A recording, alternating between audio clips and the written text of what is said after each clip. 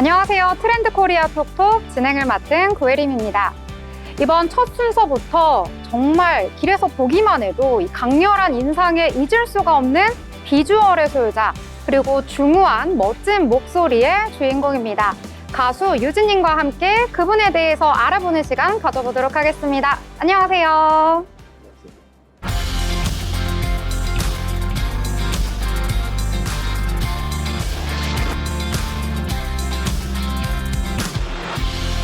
네, 그러면 먼저 시청자분들께 인사 말씀 부탁드리겠습니다. 안녕하세요. 전국에 있는 미스기를 찾아서 오늘도 열심히 달리고 있는 트로트 가수, 사랑받고 싶은 남자 가수 유진입니다. 반갑습니다. 제가 소개에서도 말씀드렸는데 비주얼이 정말 남다르세요. 감사합니다. 네, 패션 센스도 좀 네. 남다르신 것 같은데 보니까 데뷔가 굉장히 일찍이시더라고요. 네, 1900 일찍 데뷔를 했습니다. 네, 1993년에 데뷔를 하셨는데 정말 이 강렬한 이 인상만큼이나 네. 데뷔도 배우로 하셨더라고요. 일단 배우로 데뷔가 어떻게 하게 된 건지, 너무 잘생기셨으니까 또 그 당시엔 길거리 캐스팅이 많으니까 길을 걷다가 그냥 캐스팅이 되신 건지 과정부터 좀 설명해 주세요. 요즘은 뭐 오디션 프로가 상당히 많습니다. 노래 쪽도 많고 또 영화 계통에도 많고. 근데 그 당시에는 제가 가장 하고 싶었던 것은 노래였는데 오디션 프로가 많지가 않았었습니다. 그래서 우연히 제가 이제 어느 날 그 전철을 탔는데 앞에 계시는 분이 일간 스포츠를 크게 펼쳐놓고 보시더라고요. 이렇게 보니까 가수 김원준하고 열연할 불의 태양 신인공기 오디션을 했습니다. 그래서 제가 지원을 했는데 1차, 2차, 3차, 5차까지 했어요. 그래서 제가 남자 배우로 1등으로 뽑혔었습니다. 오, 남자 배우 1등이요? 네네. 대단하신데요. 또 옛날에는 또 비주얼 부분에 또 이 가점이 많이 들어가는 걸로 알고 있는데, 그럼 그 당시에 1등을 하게 된 비결이 뭔가요? 외모는 아니었던 것 같고요. 뭐 연기 테스트도 했었고요, 연기력. 그리고 주특기 운동도 할 수 있었으면 보여주는 것도 있었고, 근데 제가 태권도를 조금 배웠었는데 발차기라든가 이런 것도 좀 필요했었던 것 같아요. 그리고 노래를 또 좋아하다 보니까 또 노래도 불렀어요. 그때는 그냥 성악창법의 노래를 불렀는데 잘 봐주셨던 것 같아요, 감독님께서. 그래서 캐스팅이 됐습니다. 네. 이 겸손하게 말씀해 주셨지만 비주얼이 남다르셔서 또 뽑히셨을 것 같아요. 게다가 뭐 태권도도 하셨다고 하고 그때 노래도 부르셨다고 하고 하다 보니까 좀 다재다능한 어떤 끼가 있었다라고 봐가지고 그때 뽑히지 않으셨을까 이러한 생각을 좀 해보는데요. 정말 그 다재다능함이 좀 이어진 것 같습니다. 음반도 이제 내시면서 가수 활동도 시작을 하셨더라고요. 네. 이 음반 2007년에 1집 손이 차가운 여자라고 이제 내셨는데 일단 어떤 곡인가요? 세미트로트의 곡입니다. 손은 차갑지만 마음은 따뜻한 여자. 요즘 오디션 프로에서 정유석 작곡가님의 노래가 많이 사랑을 받고 있더라고요. 그분이 저에게 곡을 주신 곡인데 지금은 친구입니다. 네. 네, 손이 차가운 여자 혹시 좀 개인적인 경험담이 좀 들어간 노래인가요? 그렇진 않고요. 작곡가가 그렇게 곡을 써주셨어요. 근데 손이 차갑다고 하면은 조금 여자분들은 많이 좀 차갑더라고요. 남자분들은 차갑지가 않은데 그렇지만 노래는 상당히 따뜻한 노래입니다. 네. 네, 그러면 좀 가수분께 실례가 안 된다면 혹시 짧게 한 소절 또 부탁드릴 수 있을까요? 하지만 그 여자 가슴이 따스했던 걸 이별한 후에야 알게 되었네. 너무나도 보고 싶어. 손이 차가운 그 여자. 와, 진짜 아까 성악 창법을 좀 하신다고 말씀해 주셨는데 진짜 좀 그 성악의 창법이 좀 저는 잘은 모르지만 좀 녹아들어 있는 것 같은데요? 네, 아무래도 이제 복식호흡과 그런 게 조금 같이 겸해서 노래를 불러서 그런 것 같습니다. 네. 정말 멋진데요. 또 이어서 혼성 트리오까지 하게 네네. 됐다고 합니다. 2011년도에 음반 반짝 반짝 반짝이라는 곡을 또 하셨는데 네네. 어떻게 이 곡을 하게 되신 건가요? 제가 이제 손이창원 여자라는 노래가 나와서 전국 투어로 이제 노래교실 투어를 다녔는데 전화가 왔어요. 저랑 이제 친하게 지냈던 그 가수인데, 오늘 녹음이 있는데, 코러스가 있는데, 너가 좀 와서 좀 넣어달라고 해서. 그래서 알았어. 그리고 이제 제가 녹음실에 갔더니, 함께 원래는 듀엣으로 하려고 했었나 봐요. 근데 이제, 그 여성 보컬 되시는 분이 제 목소리를 들어보더니, 코러스를 넣을 게 아니라, 그냥 팀이 되어서 같이 활동을 했으면 좋겠다고. 그래서 제가 이제 1절을 불리게 되었어요. 그래서 같이 안무와 함께, 안무도 제가 또 짜고, 그래서 전국을 다니면서 반짝반짝도 알리고, 그리고 제 노래 손이 차가운 여자도 많이 이렇게 알릴 수 있는 시너지 효과가 있었던 그런 노래였던 것 같아요. 그러니까 이제 코러스로 이제 오게 되었는데, 네, 그랬는데 이제 메인까지 거의 그런 거 아니에요? 이제 연기 쪽에서 보면은 네네. 뭐 엑스트라 이런 걸로 왔는데 너무 괜찮아가지고 이렇게 대사도 한 줄 두 줄 하게 되고 막 이렇게 네. 된 것 같은데 사실 네. 코러스 딱 했을 때 알아보셨을 것 같은데요. 이 친구는 좀 메인 노래를 불러야겠는 걸 이렇게 하지 않았을까요? 그래서 저는 상당히 좋았어요. 네.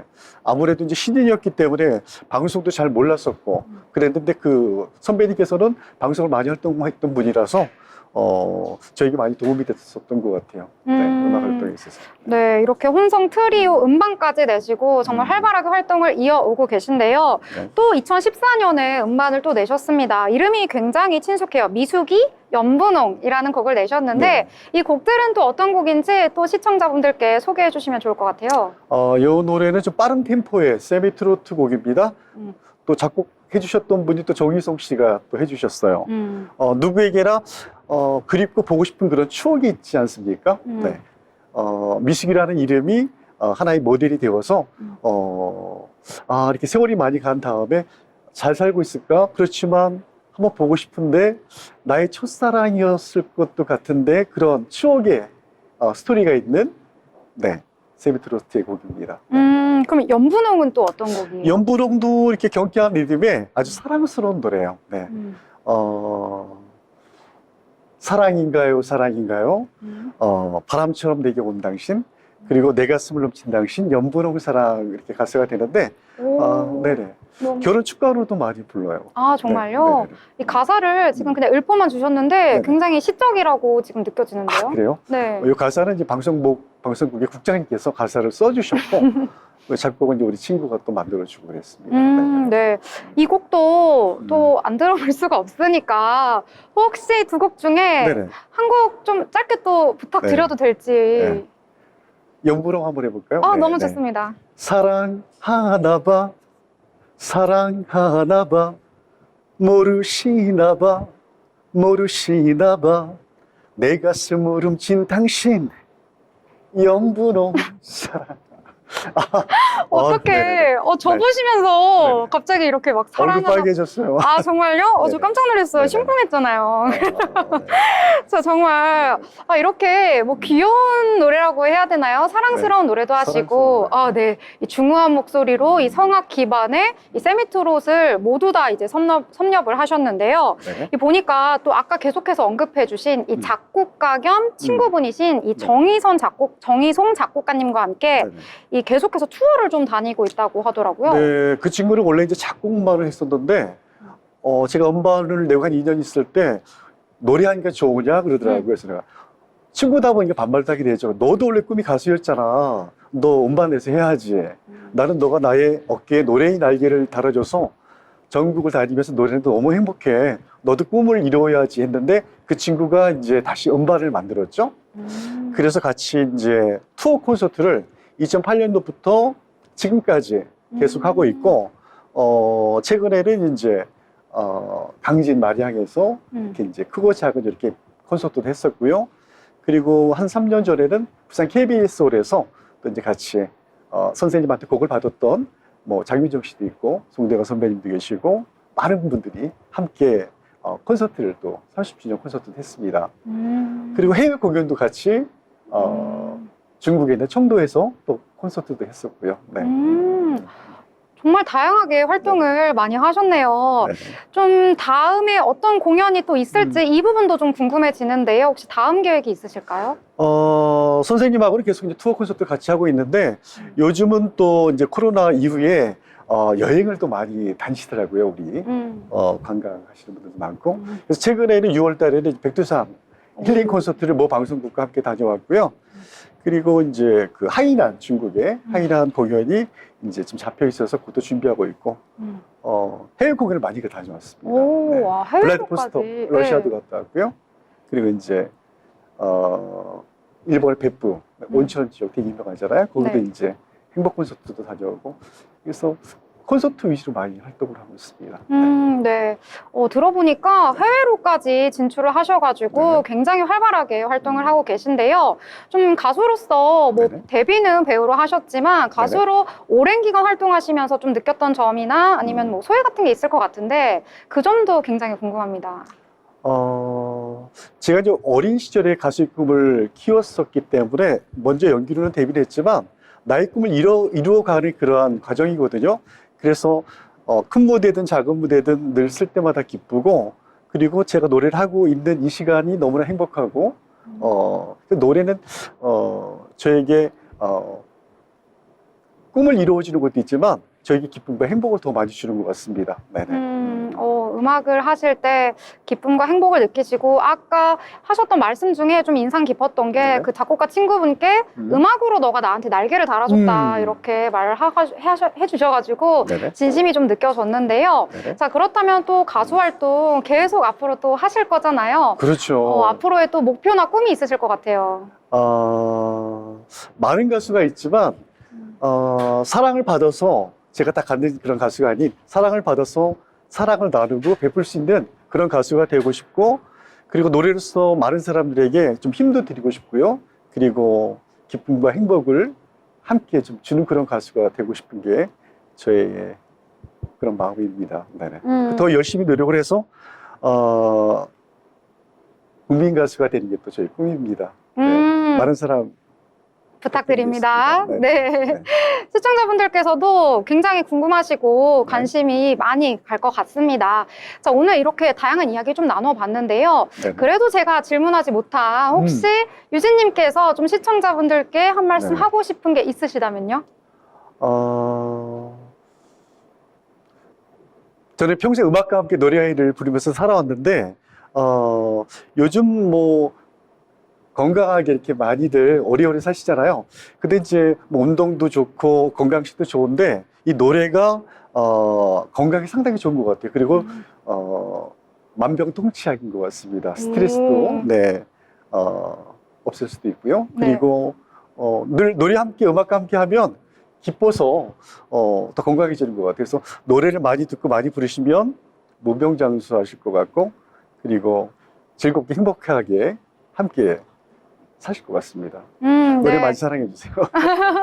그러니까 시청자분들께서 네. 젊게 건강하게 살고 싶다면 음악과 함께해라. 음악을 들으면서 마음도 몸도 편안하게 지낼 수 있다. 이런 말 해주시면서 우리 가수 유진님의 노래를 그중에서도 들어보면 너무나도 좋을 것 같다. 이렇게 말씀해 주신 것 같습니다. 더 많은 사랑 또 해주시면 고마울 것 같고요.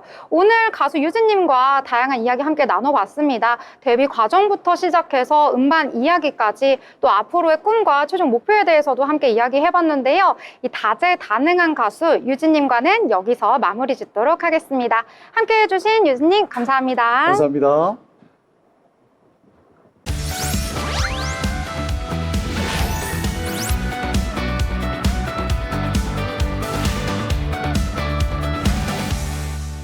이번 시간은 편지의 기자와 함께 다양한 이슈를 짚어보는 모이슈 시간입니다. 편지의 기자 나오셨습니다. 어서 오세요. 네, 안녕하세요. 네, 그러면 첫 번째 이슈부터 보도록 하겠습니다. 요즘 청년들 사이에서는요, 예전에 유행했던 욜로 대신에 요노가 인기라고 하는데요. 일단 요노라는 단어의 의미부터 설명해 주시죠. 네, 욜로는 한 번쯤 다들 들어보셨을 겁니다. 인생은 한 번뿐이다라는 의미로 하고 싶은 건 하자는 소비 철학이었죠. 그런데 요즘 청년층 사이에서는 이와 반대인 요노라는 단어가 자리 잡고 있습니다. You only need one, 그러니까 꼭 필요한 것만 소비한다는 뜻인데요. 고물가, 고금리를 겪으면서 2030 세대 소비가 축소지향적으로 바뀐 것으로 해석되고 있습니다.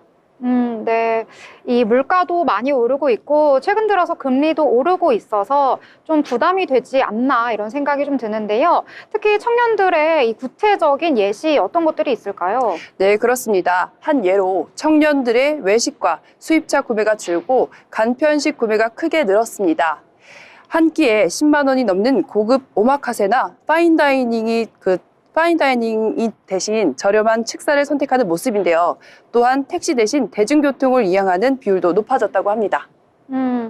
이 최근 들어서 소비 트렌드 변화하고 있는데요. 예전에 어떤 기사에서도 이 파인다이닝 코로나19 때 굉장히 많이 생겼다가 폐업을 줄줄이 하고 있다. 이러한 기사도 제가 본 기억이 납니다. 자, 그렇다면 이러한 현상, 우리나라에서만 일어나는 현상은 아니라고 하던데요. 어떤가요? 네, 맞습니다. 요노는 세계적인 추세였습니다. 미국에서도 청년층 사이에 비슷한 트렌드가 나타나고 있었는데요. 저소비 코어라는 신조어가 있을 정도라고 합니다. SNS에 절약한 생활을 올리면서 소비를 줄이려는 모습이 확산되고 있는 것입니다.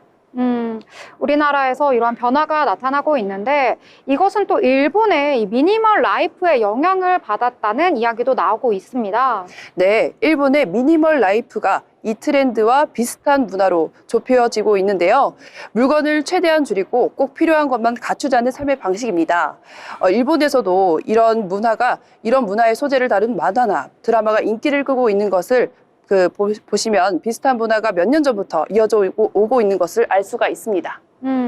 네, 특히 일본 여행 가보신 분들은 느끼셨겠지만 일본 같은 경우에는 혼자서 할 수 있는 문화가 시설이 굉장히 잘 되어 있잖아요. 이러한 영향을 준 것으로 보이는데요. 또 요즘에는 혼자 캠핑하기, 또 혼자 영화 보기 같은 것들도 영향을 미쳤다고 하던데 맞나요? 네, 그렇습니다. 말씀하신 것처럼 일본은 혼자서 생활하기가 너무나 편안하죠. 몇 년 전부터 유행한 보치족, 즉 혼자 생활하는 문화가 한국에서도 이미 많이 자리를 잡았습니다. 청년층에서 관계보다는 자기만의 혼자 시간을 즐기는 성향이 강해진 것으로 해석하고 있습니다. 네, 청년들의 이 성향도 바뀌고 있기 때문에 좀 개인적인 소비 습관, 생활 습관으로 바뀐 게 아닌가 하는 생각이 드네요. 자, 그러면 저희는 다음 이슈로 넘어가 보도록 하겠습니다. 이 다음 이슈는요, 60대 이상 취업자 수가 증가했다는 소식이 나타났습니다. 하지만 상황은 긍정적이지가 않다고 하는데요. 이 고령층의 취업이 많아진 이유부터 일단 설명해 주시죠. 네. 10월 22일 통계청 발표 자료에 따르면 60세 이상 취업자 수가 674만 9천여 명으로 처음으로 전 연령대 중 가장 많아졌습니다. 이제 청년층을 넘어 고령층이 취업시장의 주축이 되었고 특히 29세 이하 청년층 취업자는 371만 명으로 줄어들면서 이른바 역피라미드형 구조가 된 상태라고 합니다. 고령층의 취업은 증가하는데 청년층의 취업률은 줄어들고 있고 이 고령층의 취업 증가 배경에는 어떤 것들이 있을까요? 네, 자녀에게 부담을 주지 않고 스스로 노후를 책임지려는 인식과 더불어 연금 부족에 대한 불안감이 크게 작용한 것으로 해석하고 있습니다. 특히 보건복지업과 제조업에서 고령층의 인력이 많이 유입되고 있는 상황입니다. 저도 실제로 이 퇴직한 이후에 제 2의 직업이나 제 3의 직업을 찾는 분들을 굉장히 많이 봤는데요. 자, 그렇다면 청년층들이 쉬고 있다고 하는데 비율은 어느 정도인가요? 네, 반대로 청년층에서는 구직 활동을 하지 않고 그냥 쉰 인구가 올해 50만 명에 육박했습니다. 청년 고용률은 양호하지만 양질의 일자리를 찾지 못한 청년들이 재충전을 이유로 쉬는 경우가 많아진 건데요. 실제로 40% 이상의 청년이 원하는 일자리를 찾기 어렵다는 이유로 구직을 포기한 상태였습니다. 네, 그렇기 때문에 이 실직자 비율을 좀 산정할 때도 아예 구직 의사를 갖지 않은 사람들은 좀 제외시킨다고 하더라고요. 그래서 이 비율이 늘고 있다는 게 더욱더 심각하게 느껴지고 있는 것 같은데요. 이에 따라서 이 변화된 환경에 따른 일자리 정책도 좀 생겨야 될 것 같은데요. 네, 맞습니다. 정부는 청년이 빈 일자리에 취업할 경우 최대 200만 원을 지원하는 등 다양한 정책을 내놓고 있는 상황입니다. 하지만 일각에서는 실질적 해결책은 더 좋은 일자리 창출이 관건이라는 지적이 나오고 있는 상황입니다. 네, 이 고령층과 청년층 모두를 위한 일자리 정책이 빠르게 마련되어야 될 것 같다, 이런 생각이 드는 소식이네요. 자, 그러면 저희는 마지막 소식으로 넘어가 보도록 하겠습니다.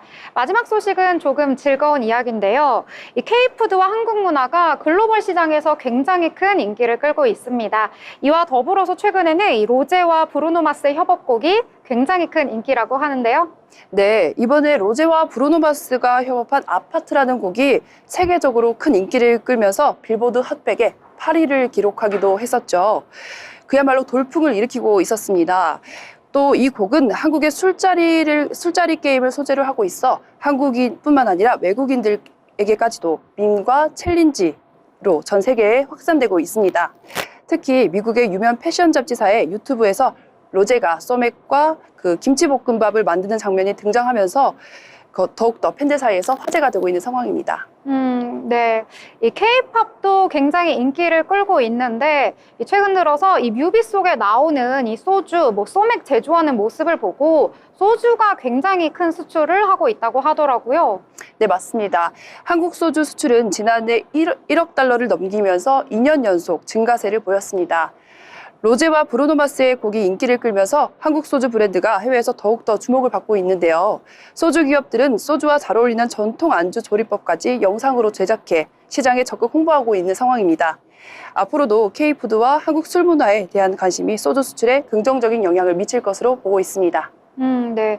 K푸드도 굉장히 잘 나가고 있는데요. 예전에 또 저는 어떤 쇼폼에서 이 불닭볶음면을 먹고 싶어서 울고 있는 아이의 영상을 본 적도 있는데, 이제는 소주까지도 열풍이구나, 이런 생각이 좀 드는데요. 자, 그렇다면 어떤 품목들이 또 해외에서 인기를 끌고 있을까요? 네, 올해 1월부터 9월까지 우리나라 농식품 수출은 73억 달러로 지난해 같은 기간보다 8.3%가 증가했습니다. 특히 떡볶이, 냉동김밥과 같은 쌀 가공식품이 큰 인기를 끌면서 전통식품을 벗어나 수출 품목이 다변화되고 있습니다. 된장과 고추장 같은 전통 장류도 외국인의 입맛을 사로잡는 주요 품목이 되고 있는 상황입니다. 네, 이렇게 K푸드까지 전 세계적으로 인기를 끌고 있는데요. 반짝 인기가 아니라 앞으로 계속해서 이어갈 수 있도록 체계적인 어떤 전략이 필요하지 않나, 이런 생각이 듭니다. 자, 이렇게 세 가지 이슈 자세하게 함께 알아봤는데요. 함께 해주신 편지 기자 감사합니다. 네, 감사합니다.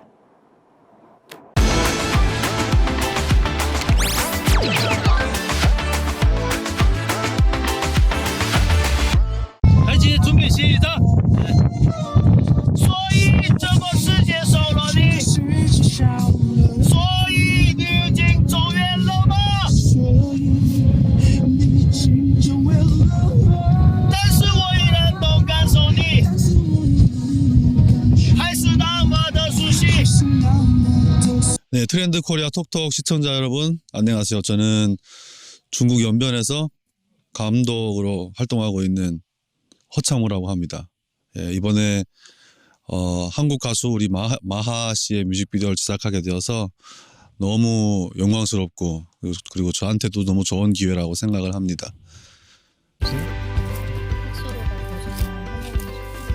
오래 유지되는 거죠? 전까지는 문제 없어요. 10시, 9시. 자기는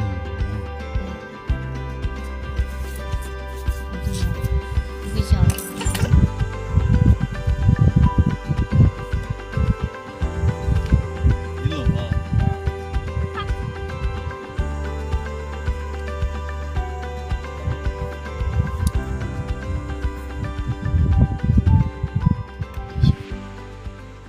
트렌드 코리아 톡톡 시청자 여러분, 안녕하세요. 저는 가수 마하입니다. 저는 오늘 저의 중국 뮤직비디오 촬영을 위해서 연길에 와 있습니다.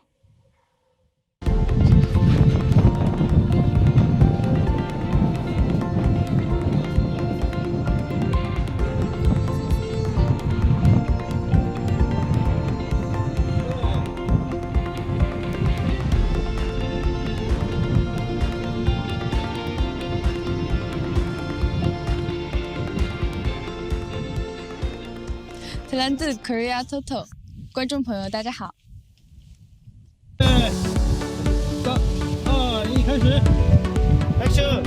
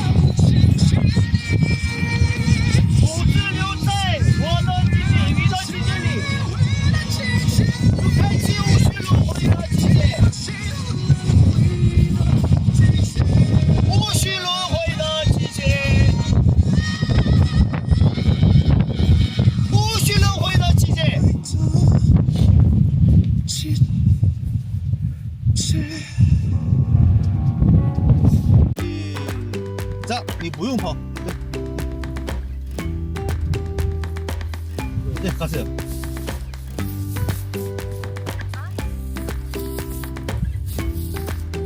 너무 너무 많아. 내가你们俩是爱的，他一跑过去你就直接抱。이렇게 경례해요. 사진 좀 나가기다 할게.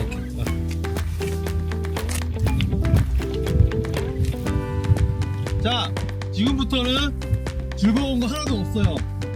슬픈 거. 계속 슬픈 것만 찍을 거예요. 네, 발걸음, 표정 너무 허무하고 슬프고 그런 거 경계하시면 돼요. 자, 준비. 네, 앞으로 천천히 걸어오세요.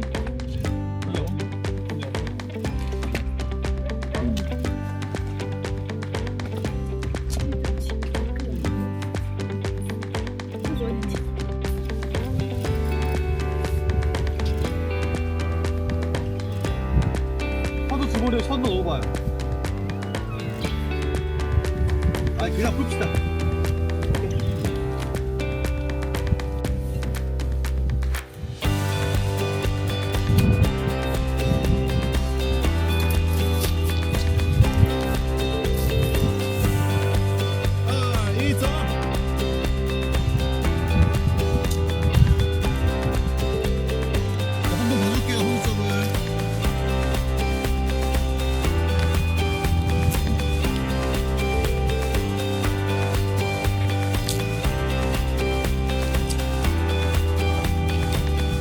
한 번 더 할게요.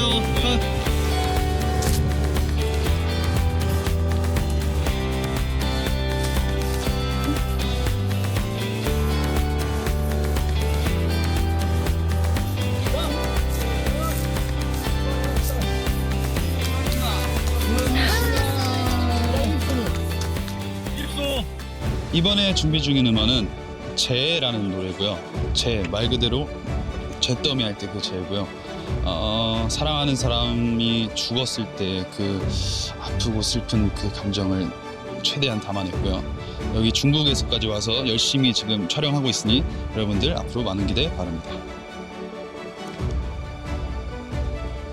예, 우리 마하 뮤직비디오 많이 사랑해 주시고요. 예, 우리 마하 씨의 노래도 많이 들어주시면 고맙겠습니다. 예, 감사합니다. 我是演员徐秋硕，这里是中国延边，我们在拍摄马哈先生的 MV， 希望大家能喜欢。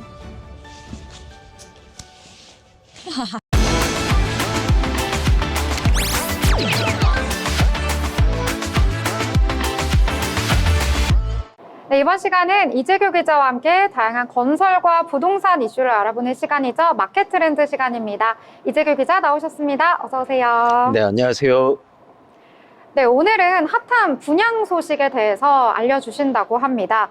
이 가을 분양 시장이 막바지에 다다랐습니다. 이미 많은 분양 소식이 있었는데요. 약 3,500가구의 신규 분양을 했고 또 수도권을 중심으로는 모델하우스가 굉장히 많이 오픈이 됐었다고 합니다. 이와 관련된 소식 전해주시죠. 네, 11월을 들어서며 가을 분양 시장이 서서히 문을 닫았습니다. 전국에서 4곳 총 3,534가구가 분양을 했고요. 이 중 일반 분양 물량은 3,138가구로 그 전에 8,191가구와 비교했을 때 크게 줄어든 수치였습니다. 주목받았던 지역 중 한 곳은 경기도 오산 세교 2지구입니다. 이곳은 우미건설과 원건설이 대단지 아파트 분양을 시작하는 단지였는데요. 세교 2지구는 오산 내에서 분양 성적이 우수한 지역으로 쾌적한 주거 환경 덕분에 인기를 끌어왔었던 지역입니다. 우미건설의 오산 세교, 우미린 센트럴시티와 원건설의 오산 세교 힐데사임 모두 교육과 자연환경이 잘 갖춰져 있어 관심을 모으고 있었습니다. 특히 세교 2지구 내에 새로운 초등학교와 고등학교가 들어설 예정이고 근린공원도 계획되어 있어 입주민들에게 쾌적한 환경을 제공할 예정이라고 밝혔었습니다. 또한 경기도 양주 역세권에서는 대우건설이 양주역 푸르지오 센터파크를 분양했었습니다.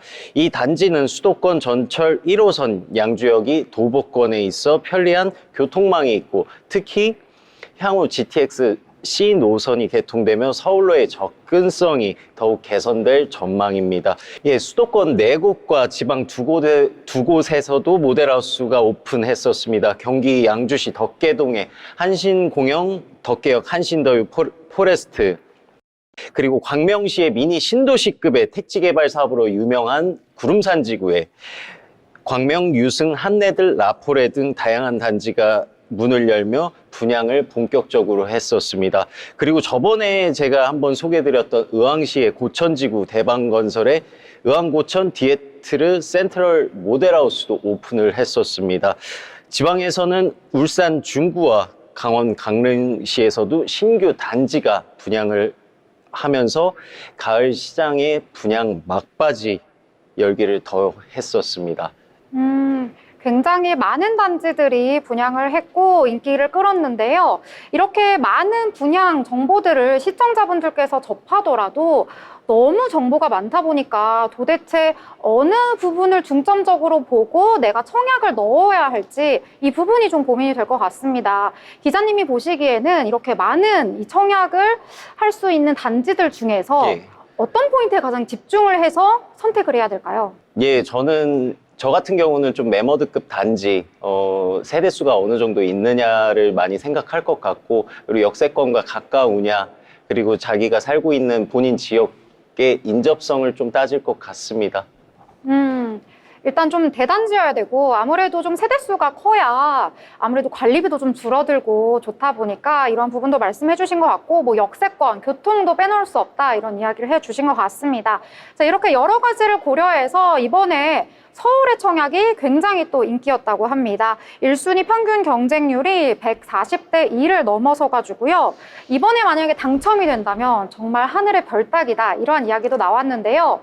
뭐 서울의 청약 열풍 다들 알고 계시겠지만 왜 이렇게 열풍이 불었는지 이 원인을 좀 분석하셨다고요? 네, 서울의 아파트 청약 경쟁이 갈수록 치열해지고 있었습니다. 올해 서울에서 분양된 아파트 24개 단지의 1순위 청약 평균 경쟁률이 142.8대 1을 기록했는데요.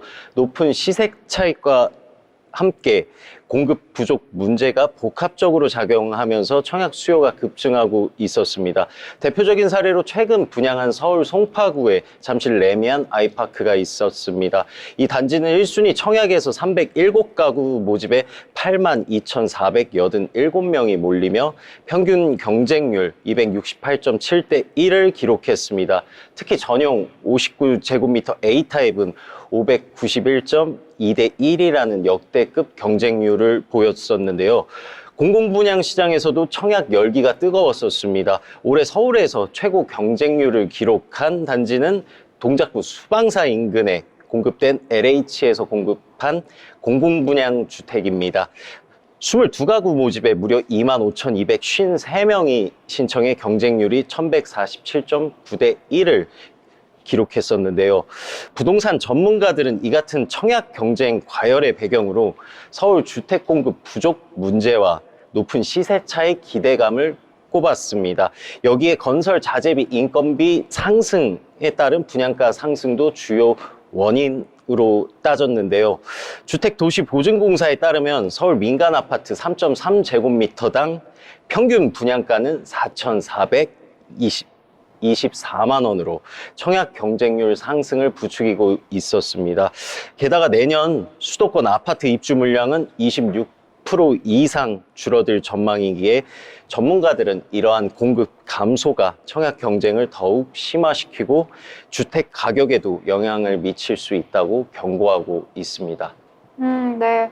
많은 분들이 좀 서울에 집을 구하기 위해서 노력을 하고 있는데 공급은 적고요. 그 다음에 당첨이 된 다음에는 이 주변에 있는 인근 아파트들의 시세보다 좀 저렴하게 이 집을 얻을 수가 있기 때문에 더욱더 청약에 몰리지 않나 이런 생각이 좀 드는데요. 자, 그 다음에 또 다른 소식도 한번 알아보도록 하겠습니다. 이 얼마 전에 서울 도심을 연결하는 또 하나의 대규모 녹지 공간, 이른바 제2의 연트럴 파크를 조성하겠다라고 서울시가 밝혔는데요. 이 지상철도 구간을 모두 지하화하고요. 그 다음에 이 지상에는요, 녹지 공간으로 바꿀 계획이라고 합니다. 관련한 내용 자세하게 전해주시죠. 예, 서울시가 도심 지상철도 구간의 지하화를 본격 추진합니다. 서울시는 지난 23일 서울시 내 15개 구 자치구를 가로지르는 경부선, 경원선 구간 등의 지상철도를 모두 지하화하는 철도 지하화 통합 개발 계획을 공개했습니다. 경부선 34.7km, 경원선 32.9km 등 총 68km에 달하는 구간이 지하화가 되며 지상에는 대규모 녹지 공간이 조성될 예정입니다. 지하화가 완료되면 서울역과 용산역, 청량리역과 같은 주요 역을 포함한 39개의 역사가 새로운 도시 녹지 공간으로 탈바꿈하게 됩니다. 서울시는 이러한 녹지 공간이 연남동 연트럴파크와 같은 공원으로 개발이 되어 서울 시민들에게 새로운 휴식처가 될 거라고 밝혔습니다. 네. 아무래도 연트럴파크, 제 연트럴파크가 되면은 많은 분들이 푸르른 녹지에서 좀 산책을 할 수 있는 날이 오지 않을까 이런 기대를 해보도록 하겠습니다. 이제 또 다른 소식도 준비해 주셨다고 하는데요. 이 정부가 노후 계획 도시 181곳에 대해서 재정비 마스터 플랜을 발표를 했습니다. 어떠한 내용인지 좀 설명해 주세요.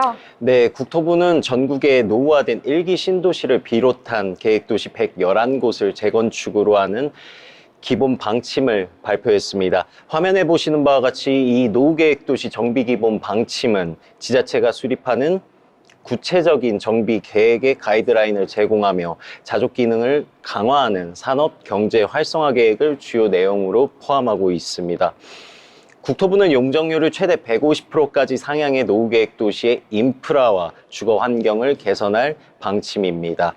이를 통해 2030년까지 재정비 대상이 148곳으로 확대될 예정입니다. 네, 정부가 이 주택 공급을 위해서 다양한 노력을 하는데요. 앞으로의 추이도 지켜보도록 하겠습니다. 자, 이렇게 다양한 건설과 부동산 이야기 함께 나눠봤는데요. 앞으로도 더 많은 다양한 소식들 전해드리도록 하겠습니다. 함께 해주신 이재규 기자, 감사합니다.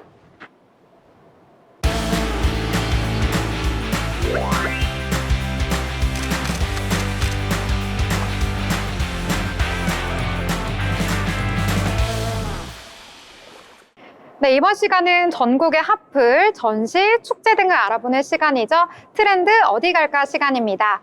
이번 시간은 계절 먹거리 축제죠. 최남단 방어축제에 대해서 알아본다고 하는데요. 김보경 아나운서가 준비했다고 합니다. 어서 오세요. 네, 안녕하세요. 네, 이제 날씨가 정말 쌀쌀합니다. 이제 겨울이 다가오고 있는 듯한 느낌이 드는데요. 이 겨울이 되면 방어의 계절이다라고 할 수 있을 것 같습니다. 이 제주도에서 최남단 방어축제가 열린다고 하는데 일단 어떤 축제인지 소개해 주시겠어요? 네, 저는 이제 날씨가 추워지면 가장 먼저 생각나는 게 방어회더라고요.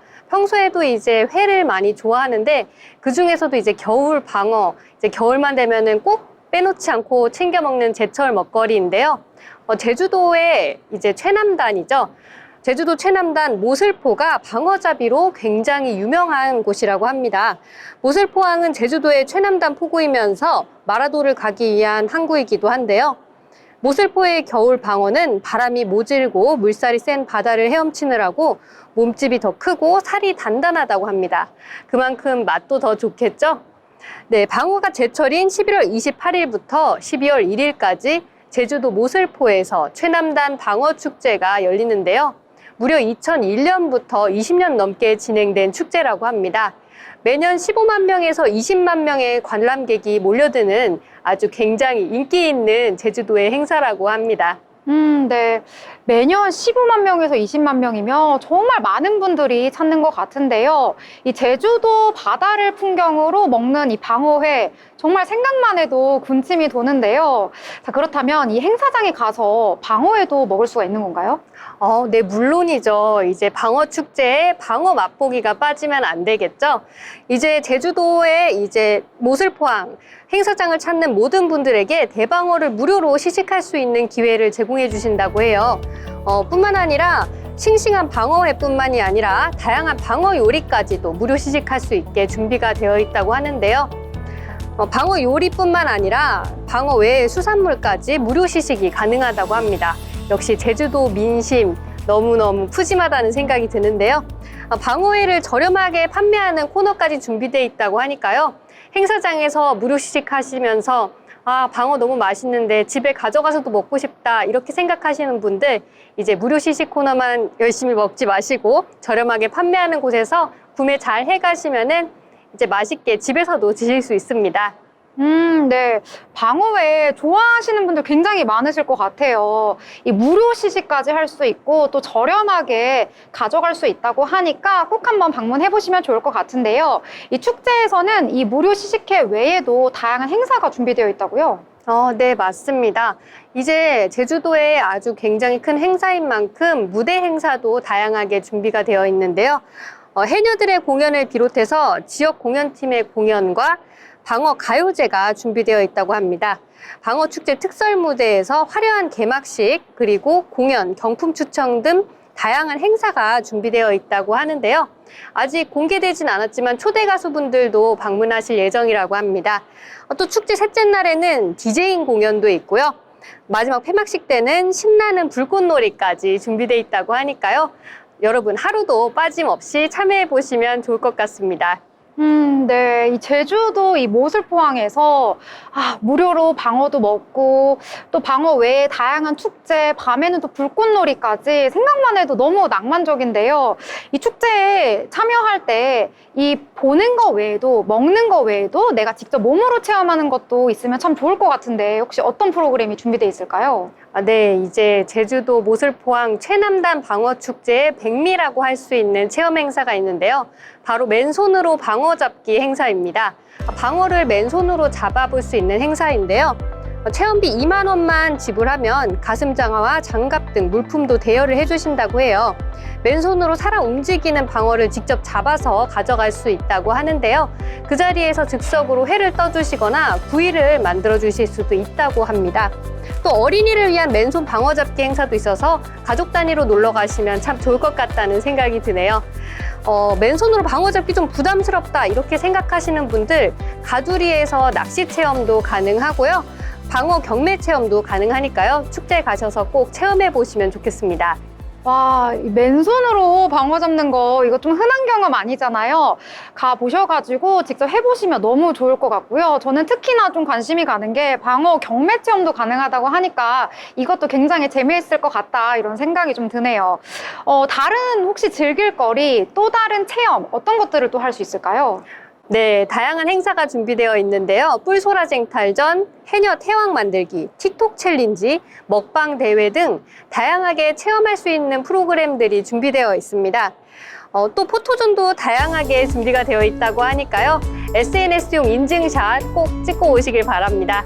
특히 방돌이 방순이와의 인증샷은 꼭 남기시길 바랄게요. 네. 방돌이 방순이와 인증샷 너무 귀여울 것 같은데요. 이 제주 도민들 분께서는 이 대중교통 이용하시거나 자가용 이용해서 가셔도 될 것 같고 이 방송을 보시고 또 육지에서 가시는 분들도 있을 것 같은데요. 혹시 공항에 도착했을 때 이 행사장까지는 어떻게 갈 수 있을까요? 네, 제주 공항에서 가는 방법을 안내를 해드릴게요. 제주도 가시면 이제 렌트카 많이 이용하실 텐데 모슬포항 주차장을 이제 내비게이션에 검색을 하시고 운전해서 가시면 1시간 10분 정도가 소요되고요. 대중교통도 편리하게 이용하실 수 있는데요. 공항에서 이제 버스를 타고 가실 수 있습니다. 151번 버스를 타고 하모체육공원 정류장에 내린 다음에 모슬포항까지 오시는 방법도 있고요. 또 182번 버스를 타고 255번 운진항에서 갈아탄 다음에 모슬포항 정류장에서 내리셔도 됩니다. 소요 시간은 이제 1시간 15분에서 1시간 반 정도 이제 자가용과 비슷한 시간이 소요되니까요. 굉장히 대중교통 이용을 하시면은 대중교통이 잘 되어 있어서 대중교통 이용하시면은 편리하게 축제에 방문하실 수 있을 것 같아요. 네, 이렇게 교통 경로까지 잘 정리를 해주셨는데요. 뭐 가족끼리 가도 되고 연인끼리, 친구끼리 방문해도 너무나 재밌을 것 같습니다. 자, 그러면 이 축제에 방문했을 때 또 다른 포인트 어떤 것들을 해보면 좋을까요? 일단 방어 축제에 간 만큼 방어를 실컷 맛있게 즐기고 오는 것이 중요하다는 생각이 들고요. 또 이제 방어만 먹고 오면 아쉽잖아요. 모슬포항은 방어 외에도 신선한 해산물로 굉장히 유명한 곳인데요. 자리돔회 등 다양한 해산물 즐기고 오시는 것도 좋을 것 같아요. 모슬포항 근처에 맛집들이 굉장히 많다고도 하거든요. 또 그 근처에 있는 맛집을 가셔도 좋지만 또 아까 처음에 말씀드렸듯이 마라도로 갈 수 있는 배가 있거든요. 그래서 마라도로 가셔서 짜장면까지 먹고 오시면 이제 제주도 제대로 즐겼다라고 말할 수 있을 것 같습니다. 네. 이 근처에 있는 곳까지 소개를 해주셨는데요. 마라도에 가서 짜장면까지 즐기면은 정말 좋겠다 이런 생각이 들었습니다. 이 모슬포항에서 방어축제 꼭 즐겨보시면 좋겠고요. 이 축제 기간 놓치지 마시고 방문해보시면 좋을 것 같습니다. 자, 오늘은 겨울철 방어와 관련된 최남단 방어축제에 대해서 알아봤는데요. 이야기 소개해주신 김보경 아나운서 감사합니다.